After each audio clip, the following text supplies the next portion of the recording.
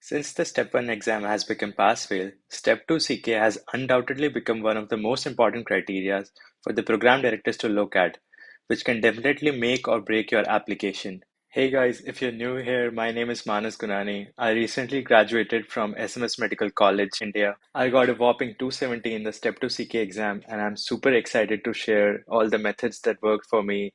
I'll talk about the resources that I use, but more importantly, I'll talk about how to use them and how to get the most out of them. I'll also discuss some of the common mistakes that people usually make and how you can avoid them during your preparation. So, without wasting any second, let's dive into it. Majority of my Step 2 CK study period was non-dedicated because I was also doing my internship at that time. I took a total of 8 to 9 months. On some days I could do around like 40 questions, but even on my busiest rotations, I would try to be consistent. Like even if I was not able to do all the Uworld questions, then I would do some other thing like do some Anki in between or try to push through at least doing 10 questions a day to just remain in the flow. Unlike Step 1, Step 2 doesn't have many video resources, so the main resource that I and most of the people use is Uworld. So I started with just doing Uworld every day, and believe me, it has almost everything that you'll require for your exam because it itself is a very vast resource. At the time when I was doing it, there were almost like 4,000 questions, and I believe that might have increased. I would suggest you to start doing Uworld system-wise, but just do only two blocks and then move on to the next system. Suppose you started with cardiology, then you do two blocks of cardiology and move on to the next one, let's say GI. But when you're doing GI, also select the questions from cardiology. So that way, when you're doing a new system, you are also revising simultaneously the previous one. Then you move on to the third system, and but also select the questions from cardiology and GI. So that way you do not forget from what you did earlier, but you're also moving on forward. In this way, you do almost two blocks of every system. Once you are done with this, you would have done around 40% you will. So then now you start doing the random mode and you select everything simulating your real exam. I would also suggest you to do you will in a timed mode rather than a tutor mode.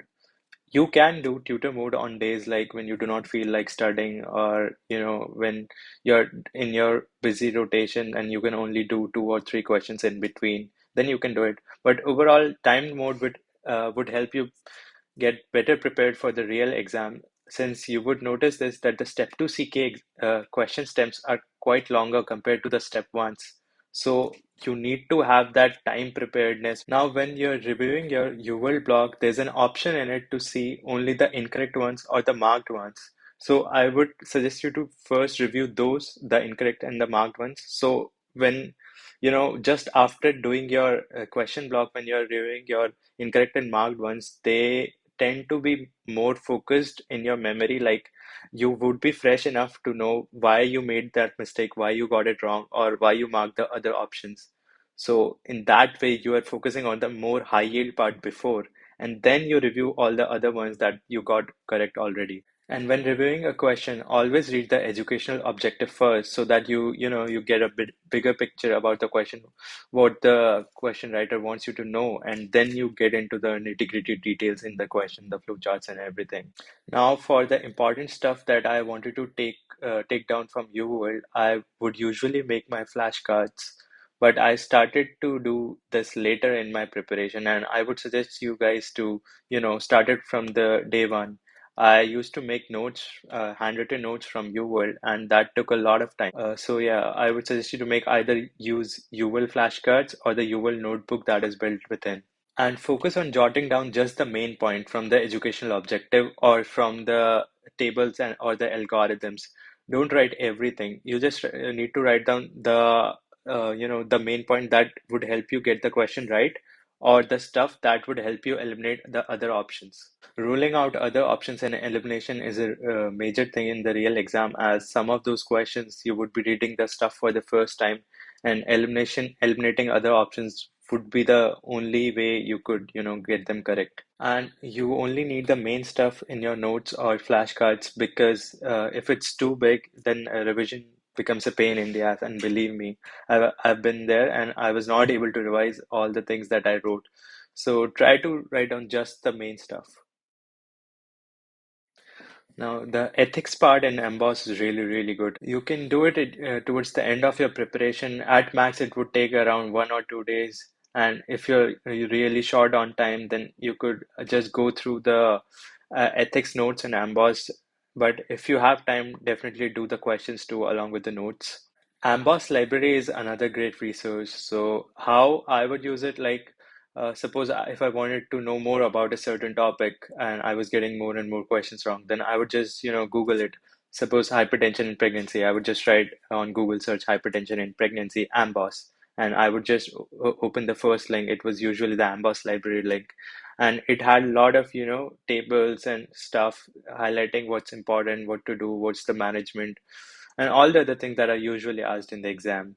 They even have this kind of this high yield mode, which only shows you the stuff that is really, really high yield and just blurs out all the other things. Now, the Amboss question bank, apart from the ethics parts, is good, but I would suggest you to only do it if you have time. Like, it's not an essential thing. I did not do it. Many of my friends did not do it, but the people who did actually, found it beneficial in the way that it had many questions similar to UWorld, but asked in a different way. So you can, revise UWorld and not have the exact same question. Like if you have time and you want to do UWorld twice, then you can instead go for, some Amboss questions. And I would suggest you to do only the 3 and 4 hammer questions.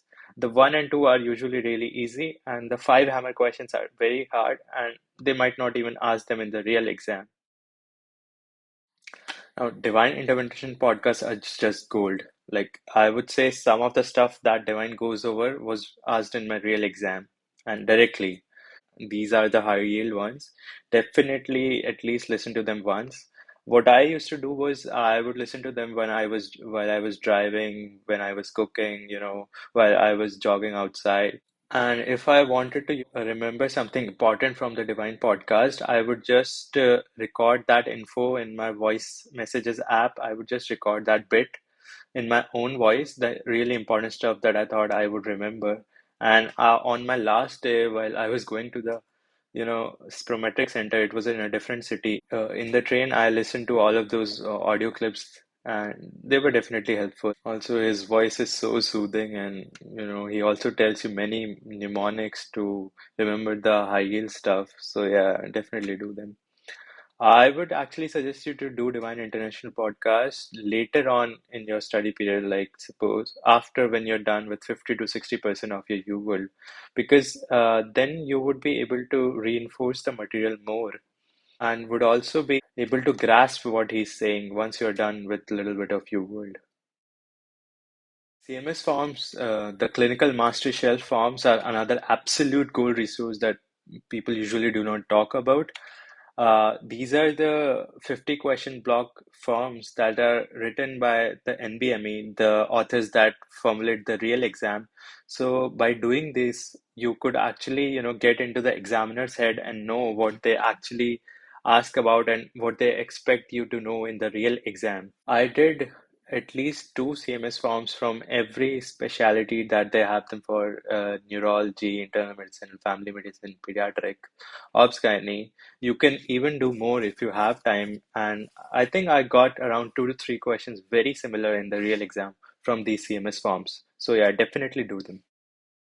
Now, the step one first aid, I used it for referring some of the materials that I was confused about or some stuff that was repeated from step one, and I just wanted to go through it. The first aid step two CK, I did not found that useful and focus more on UWorld rather than books in step two CK. You can just use the step one to refer if you want to know something. Now, Anki, I would just do it when I had some time to kill. Suppose when I was in my rotation or during my internship, I really did not have the strength to do UWorld, then I would just, take out Anki on my phone and do a couple of flashcards. It helps you with the cramming up part, but it doesn't help you get a bigger picture. So I would not do it like something like every day. The deck I used in Anki was the Dizanki deck. I think it had around 7,000 cards, mostly from UWorld and Amboss.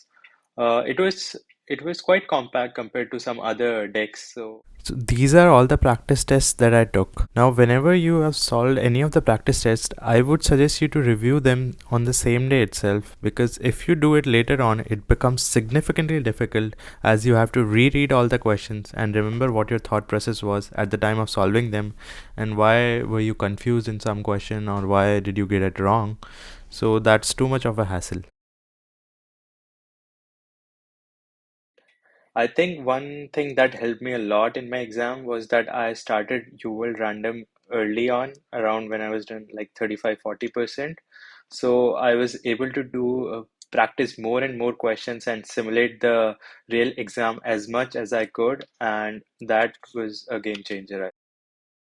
Now, I've seen a lot of people do this. There's an online PDF of the UWorld notes going on, and they just annotate stuff in it. But I went through that PDF. I found that uh, much of the stuff in that PDF is redundant, and in the real exam, they don't usually ask them. So I would suggest you to either make your own flashcards or your own notes in the UWorld app itself of the important high yield stuff that you could also revise, because that you will PDF is very big and definitely you won't be able to revise it. I told you before too, Anki doesn't really help you get the bigger picture, and it's just for, cramming up information. But at the end of the day, the most useful thing to do is more and more UWorld questions. In Step 2 CK, videos and the books really don't help. The thing that helps the most is practice. Practice more and more questions. Again and again, I would say that. As I told you in the UL section of this video, the methods and the tips and tricks that I use to effectively get the most out of UL, you should definitely follow those.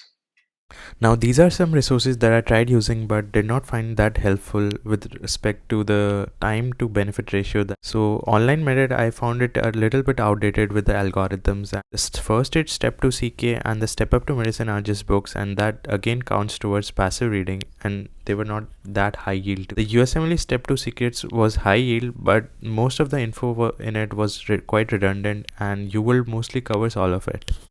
I hope you enjoyed this video. Feel free to comment down any questions that you have. I would be happy to answer those.